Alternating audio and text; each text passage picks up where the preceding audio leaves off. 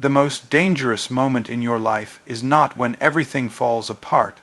It's when your emotions rise higher than your principles.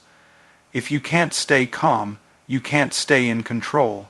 And if you can't stay in control, success will never trust you. The most powerful person in any room is the one who refuses to be moved by chaos.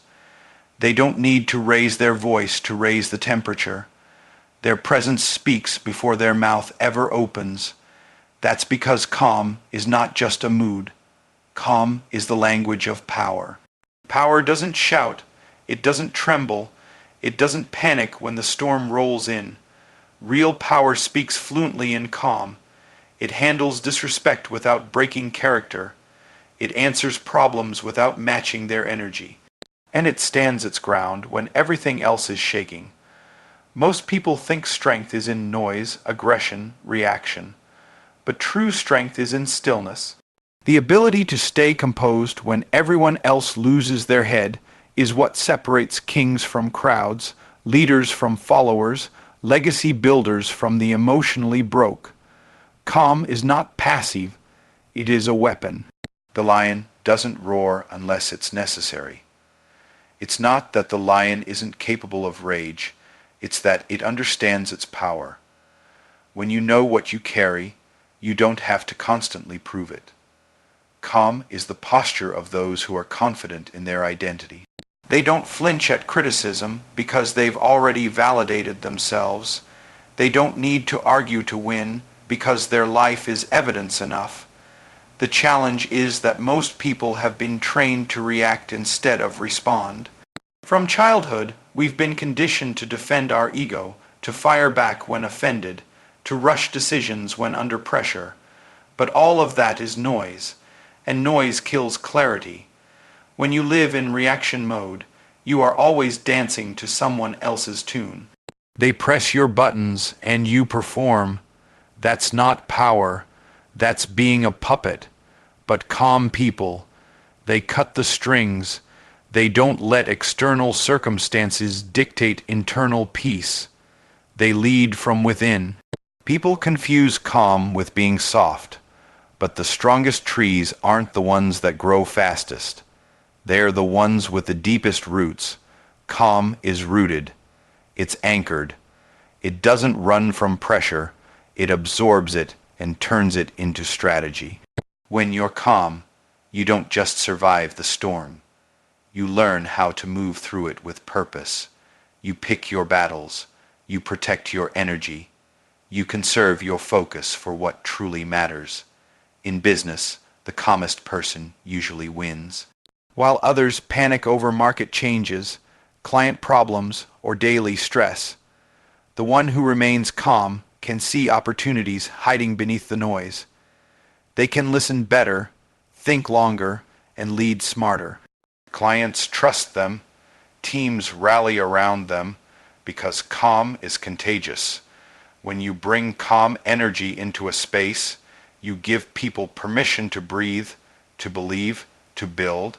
And the more composed you are, the more people trust that you know what you're doing, even when you don't have all the answers yet.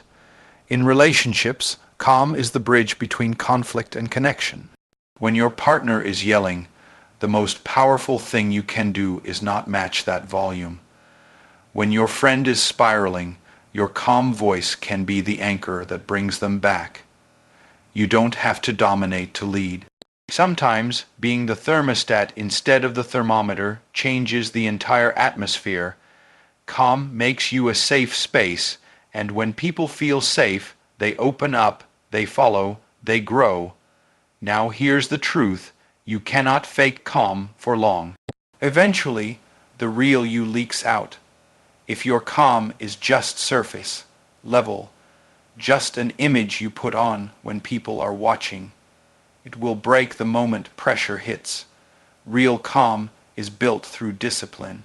It's the fruit of inner work, meditation, reflection, faith, knowing who you are and who you're not, knowing what matters and what doesn't. You build calm by confronting your triggers before they control your life. The people who win long term are not the most talented. They are the most emotionally intelligent. They've learned how to sit in discomfort without exploding. They've learned how to breathe before they speak. They've learned how to choose response over reaction. Because every time you react in emotion, you give your power away. You teach people how to control you. But when you stay calm, you reverse that. You take the power back. You show that your peace is not negotiable. You will face moments where everything inside you wants to scream, panic, quit, or fight. That's the moment that defines you, not the applause, not the success, not the easy days, but the storm. When it hits, the question isn't how loud can you be. The real question is, how calm can you stay? Because calm is the language of power. And if you can speak it fluently, you'll never have to beg for influence, respect, or success. They'll come find you. Before you ever earn your first dollar, build your first business, or break into your big moment, there's a currency more valuable than money: emotional control. Because if you can't manage your emotions, you'll sabotage every opportunity that's supposed to elevate your life. Emotional control is the first wealth, because without it, no other wealth can last. The truth is, your emotions are always either costing you or multiplying you. When you let anger speak, when you let fear make decisions, when you let anxiety lead, you write invisible checks that your future has to cash. Every outburst, every panic-driven choice, every fear-based hesitation is a withdrawal. And if you keep making those withdrawals, eventually your potential goes bankrupt. That's why emotional control is not optional. It's foundational. It's the vault that holds your clarity, your discipline, your consistency. It's the structure that keeps your dreams from collapsing under pressure.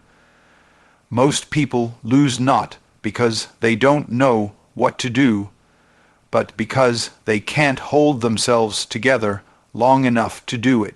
You can't build anything long-term when your mood changes with the weather. Emotional stability is wealth preservation. Think about it. How many relationships have been destroyed, not because of deep betrayal, but because one or both people couldn't control their tempers? How many businesses have crashed because a leader made impulsive decisions out of panic? How many gifted individuals stay stuck because fear whispers "not yet," and they keep listening? You don't need more motivation. You need more self-mastery. Your emotions are real, but they're not always right. They scream at you to protect yourself, to fight back, to shut down, to stay safe. But what feels safe often becomes a cage, and what feels good in the moment can wreck the long game. Every powerful person learns this. You cannot live based on how you feel. You must lead yourself from principle, not emotion, because feelings are like waves. They rise, they crash, and they change every hour. But principles are anchors, and when your emotions go wild, only principles can hold you steady. Wealth doesn't begin with a bank account.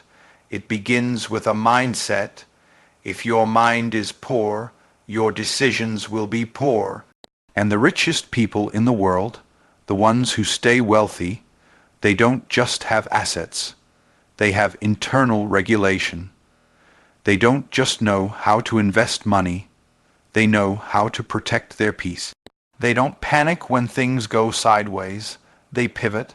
They don't let rejection shake their identity. They've done the inner work. This is what emotional control gives you: space, the space to think before you speak, the space to walk away before you explode, the space to pause and ask, what outcome do I want? Instead of how do I feel right now? That space is where wisdom lives. That space is where leaders are made. That space is where the immature fall and the mature rise. The person who can stay grounded under pressure becomes the most trusted in the room, and trust is wealth. Opportunities flow to the emotionally stable. Why? Because people don't just hire talent, they hire temperament. They don't just follow boldness, they follow balance. If people don't know which version of you they're going to get, calm or chaotic, patient or panicked, they'll stop depending on you. And once people stop depending on you, the doors start closing. But when you master your emotions, you start attracting what matches that mastery. You start moving different. You stop reacting to every opinion, every disappointment, every delay. You start responding with strategy, with poise, with long-term vision. You become untouchable, not because problems stop coming, but because you stop crumbling when they do. There's a level of success that talent alone won't unlock. There's a level of leadership that knowledge alone won't sustain. You need internal mastery. You need discipline over your energy. You need the ability to feel everything and still choose wisely. Emotional control doesn't mean you become numb. It means you become wise enough not to be ruled by temporary emotion in pursuit of permanent purpose. Your legacy is not built in the moments when everything's going right. It's built in the moments when everything inside you wants to snap, but you choose strength instead. It's built when you want to quit, but you stay the course. When you want to fight, but you walk away. When you want to shout, but you speak life. Those are the moments that define wealthy people, because emotional poverty looks like broken relationships, poor choices, sabotage, and chaos. Emotional wealth looks like resilience, clarity, trust, peace, and progress. So before you chase the next paycheck, the next investment, the next applause, build this first: the ability to command your emotions instead of being commanded by them. That's the first wealth, and once you have it, everything else starts following. In a world that constantly screams, "Go faster," there is a rare power in stillness. While most people chase noise, movement, and momentum, the ones who win long-term are the ones who know when to pause. Stillness is not inactivity. It is not weakness. It is not laziness. Stillness is the deliberate space you give your mind to hear clearly, see fully, and move precisely. Stillness gives you strategy. If you're always running, reacting, and responding, you are living from pressure, not from purpose. You're making decisions based on urgency, not alignment. And when you live that way, you'll eventually end up somewhere you never intended to be. Because movement without direction is the fastest way to failure. But when you embrace stillness, when you learn how to sit in silence, pull back from the crowd, and turn down the volume of the world, you create room for clarity. And clarity births strategy. The world celebrates hustle, grind, and action, but there's a level of wisdom that doesn't come from doing more. It comes from doing nothing for a moment.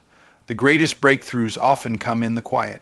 Strategy visits those who are still enough to receive it, because the mind needs space to organize thoughts, weigh consequences, and align decisions with vision. When your life is filled with noise, there is no room for divine insight, creative solutions, or long-term vision. But in the stillness, ideas begin to surface that chaos would have buried. Stillness is what separates instinct from intention. Without stillness, you will always act on what you feel in the moment. But stillness allows you to examine that feeling, question its root, and choose your response with maturity. It makes you a better leader, a wiser investor, a stronger communicator. It keeps you from swinging wildly between extremes. It teaches you the power of measured moves, and in that, you develop the kind of discipline that outlasts hype, outperforms speed, and outmaneuvers pressure. People assume that success is about speed, but the most strategic people in history weren't the ones who moved first. They were the ones who moved right. They knew when to wait, when to strike, and when to walk away. They understood that every move has a cost, and they refused to waste energy on reactions that produced no return. That kind of restraint only comes from stillness. You see, stillness is not the absence of power, it's the concentration of it. A calm mind can outthink a chaotic one. A focused spirit can detect threats, read motives, and anticipate moves. Stillness sharpens your instincts and protects your time. It keeps you from being manipulated by urgency or distracted by nonsense. It allows you to discern who belongs in your circle and who's simply loud. It exposes what's urgent but not important, and it strengthens your ability to operate from vision, not just volume. Stillness also gives your soul space to speak, because sometimes the strategy you need is not found on a whiteboard. It's found in your spirit. But most people are so busy moving that they never sit long enough to hear what their inner wisdom is trying to say. They numb the signals, they outrun the truth, they drown it in productivity, and that's why they keep hitting walls. But if you would just pause, breathe, and quiet the noise around you, you would see the door you've been trying to kick open was never locked. It just required a different key. You don't need more advice. You need space. You don't need to work harder. You need to work wiser. You don't need more opinions. You need more silence so you can finally hear your own. Stillness is the place where wisdom speaks. It's where your future self meets your present mind. It's where you stop chasing and start aligning. The world will try to make you believe that every delay is a setback, that if you're not moving, you're losing. But that's not truth. That's fear disguised as urgency. Real success is not just about the moves you make. It's about the wisdom behind those moves. And that wisdom can only be accessed when you allow stillness to take its place in your process. Every giant step is preceded by a moment of stillness. A breath, a decision, a turning point.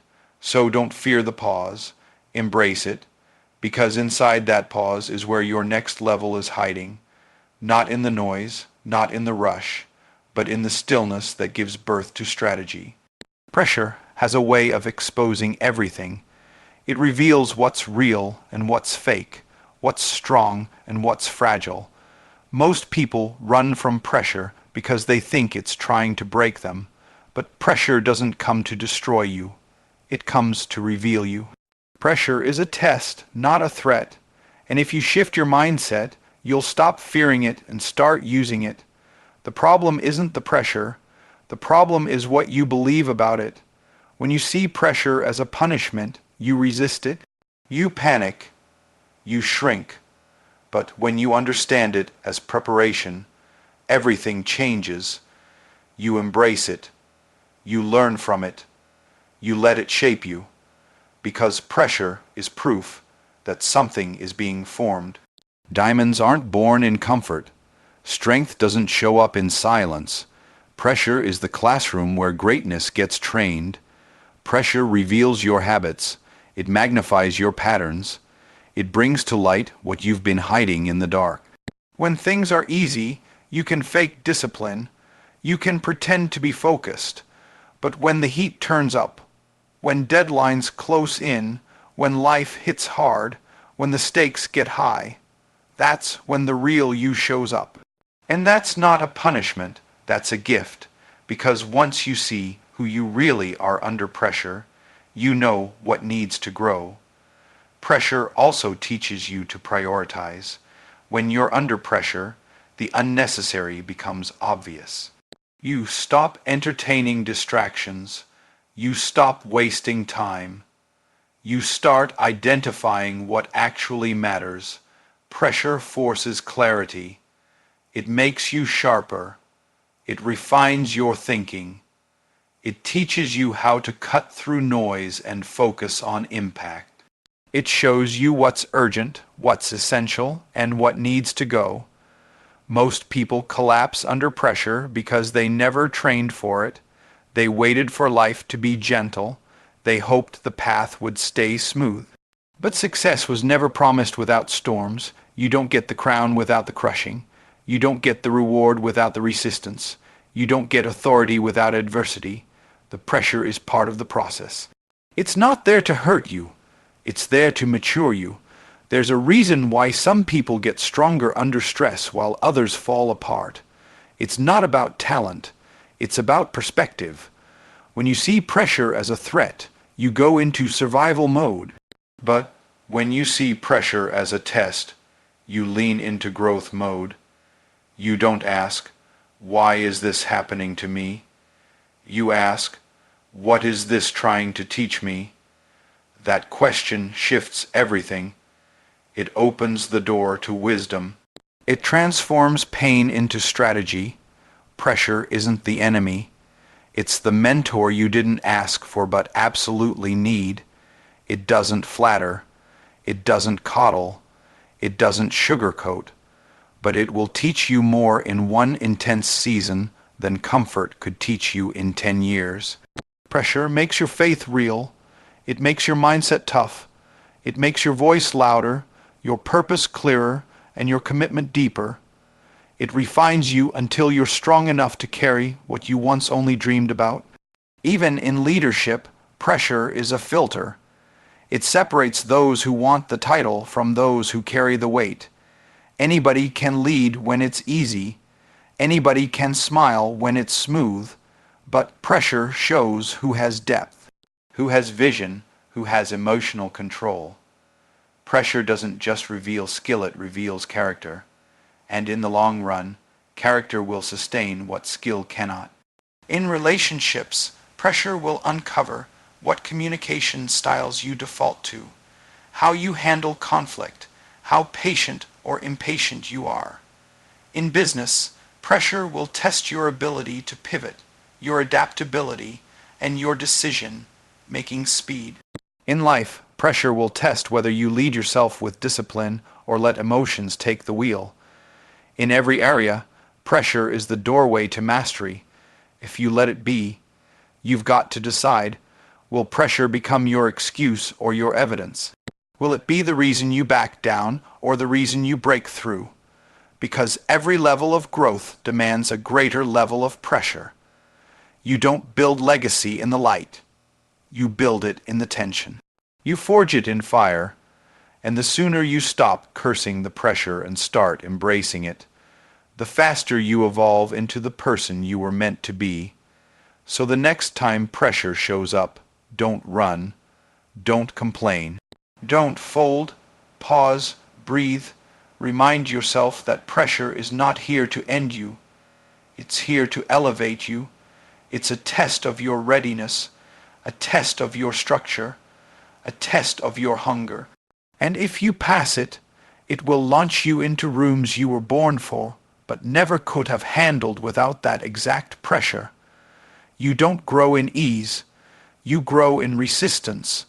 So let pressure do its job. Let it stretch you, let it strip the excess, let it expose the weaknesses, because on the other side of pressure is power, and it belongs to those who don't fear the test. They rise and pass it. Urgency is a weapon in the hands of the discipline. It's what separates the dreamers from the doers, the planners from the producers. But urgency alone is not enough, because when urgency becomes anxiety, your movement turns frantic, your mind becomes scattered, and your actions lose direction. Urgency with anxiety leads to burnout, panic, and sloppy decisions. But urgency without anxiety, that's where power lives. That's where execution happens. That's where you move fast, but with precision. You don't just act. You act on purpose. The world moves fast. Markets change, opportunities disappear, and time doesn't wait. So urgency is necessary. You need urgency to keep you focused. You need it to push past procrastination and disrupt your comfort. But urgency was never meant to be driven by fear. Anxiety tells you you're running out of time. Urgency tells you to honor the time you've been given. Anxiety makes you desperate. Urgency makes you deliberate. Anxiety says, I can't miss this or I'm finished. Urgency says, I must move now because I'm built for more. When anxiety leads, you make poor decisions. You say yes to the wrong things. You operate from survival. Your mind is full, but your spirit is empty. That's why people who move from anxiety burn out. They confuse busy with productive. They chase everything and end up with nothing. But people who move with urgent clarity, they cut through the noise. They know the value of a moment and the cost of delay, but they refuse to let that knowledge create panic. They are calm and calculated. They move quickly, but they don't rush blindly. They execute without emotional chaos. That's the balance most never learn. How to move like it matters, but not panic like it's life or death. How to push forward like the clock is ticking, but stay composed like the outcome is already yours. That balance takes maturity. It takes inner work. It takes trust in your preparation. Most people confuse anxiety for ambition, but true ambition doesn't scream, it executes. Anxiety makes you reactive. Urgency makes you intentional. Anxiety says everything's an emergency. Urgency says, what's my next right move? Living with urgency means you don't wait for the perfect time. You create momentum now. But you don't rush into motion without thought. You know that one clear move is better than 10 panicked ones. You know how to say no, because not everything is mission critical. You don't let fear of missing out force you into decisions that drain your focus. You prioritize, you organize, you protect your peace while you pursue your purpose. This is how successful people build empires, not through chaotic energy, but through calm intensity. They're urgent, yes, but not frantic. They don't waste time, but they also don't lose their mind trying to save it. They don't say yes to everything. They say yes to what aligns.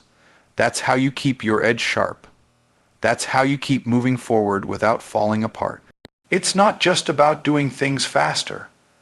It's about doing the right things faster. It's about removing hesitation without losing discernment. You can move swiftly and still be spiritual. You can have fire in your eyes and still be grounded in wisdom. That's the sweet spot, moving in purpose without letting the pressure break you, operating in urgency without inviting anxiety. The people who win in life are not the ones who panic under pressure. They're the ones who turn pressure into performance. They see the clock ticking, and instead of folding, they focus. They know that fear is a liar and stress is a thief, and they don't give either of them access. They wake up with intention. They know the day won't wait. But they also know their energy is sacred, so they guard their thoughts, structure their day, and execute with purpose. You don't need to feel frantic to be effective. You don't need to lose sleep to be successful. Urgency isn't about fear, it's about faith. Faith that what you do now matters, that every minute is currency, that what you're building is bigger than what's trying to distract you. You stop hesitating, not because you're afraid of missing out, but because you respect your calling too much to delay it. And when you carry that kind of urgency, steady, focused, unshaken, you become unstoppable. You don't chase every opportunity, but you're ready when the right one shows up. You don't waste your time explaining your moves to people who aren't on your level. You don't let worry rob your ability to execute. You move with force, with peace, with clarity. That's how things get built. That's how legacy is formed. So move with urgency, but not with anxiety. Don't let the pressure make you frantic. Let it make you sharp. Let it make you decisive. Let it wake you up to your potential and drive you to finish what you started. Because urgency without anxiety, that's focus on fire, and that wins. Every time, energy spreads faster than words. The moment you walk into a room, people feel your presence before you say a single thing. That's the invisible power you carry, whether you realize it or not. And that's why calm is not just a personal advantage, it's a transferable force. When you stay calm, others begin to match that energy. But the reverse is also true. When you live in chaos, that chaos leaks onto everyone around you. Calm is contagious, and so is chaos. Leadership isn't always about what you say. Most of it is about what you model. If your spirit is scattered, your team will feel it. If your home is loud with emotional reactivity, your family will mirror it. If your thoughts are stormy, your actions will reflect that inner turbulence. You might be giving instructions, but people are watching your posture. They're watching how you respond to setbacks, how you handle conflict, how you process disappointment. And if what they see is panic, they'll panic too. But if they see poise, they'll borrow that confidence and mirror it back. That's the weight of influence. Your peace becomes the peace of others. Your emotional control sets the tone. People don't rise to your words. They rise to your energy. If your energy says, "We're grounded," they'll believe it. If it says, "We're drowning," they'll prepare for collapse. Your calm is not just for you. It's a gift to everyone connected to you. But it takes discipline to carry calm when the world around you is in chaos. It's easy to match noise with noise. It's tempting to let someone else's storm trigger your own. But if you do that, you become a mirror, not a leader. Anybody can react. Very few people are trained to respond. Calm people don't absorb chaos. They redirect it. They don't meet fire with fire.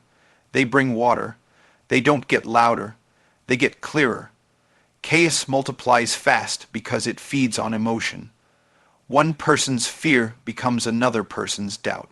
One person's frustration spreads like wildfire. That's why emotionally undisciplined people are so dangerous in high-stakes environments. They amplify stress. They pass on pressure. They create confusion. And confusion always kills momentum. But calm people create stability. They slow things down when everyone else is rushing. They see through the fog. They listen when others yell. And because of that, they make better decisions. They don't just do what feels good in the moment. They do what moves the mission forward. That's why calm isn't a personality trait. It's a leadership skill.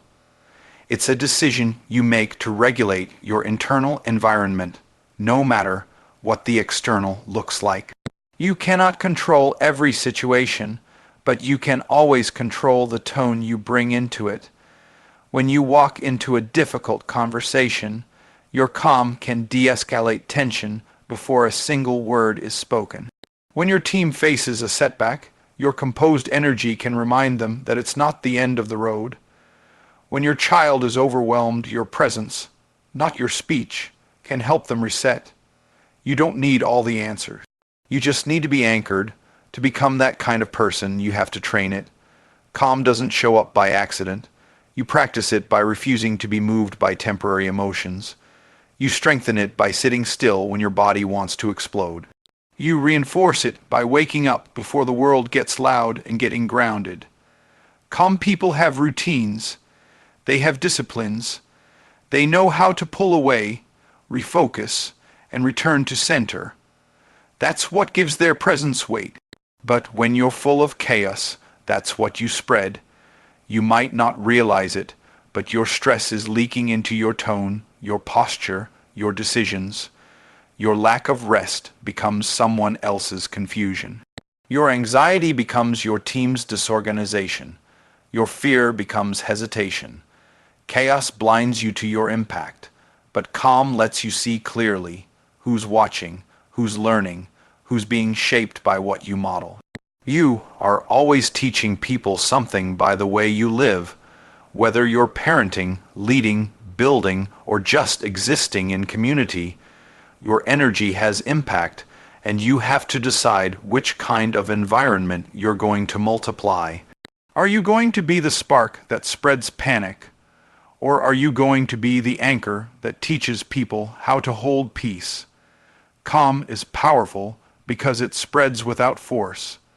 It doesn't need to be explained. It doesn't need to shout. It just needs to be lived. When people encounter it, they know they've found something different. They lean in, they follow, they trust. Because in a world full of noise, chaos, and emotional instability, calm becomes the loudest voice in the room. And when you own that, you don't just manage your world, you begin to transform it.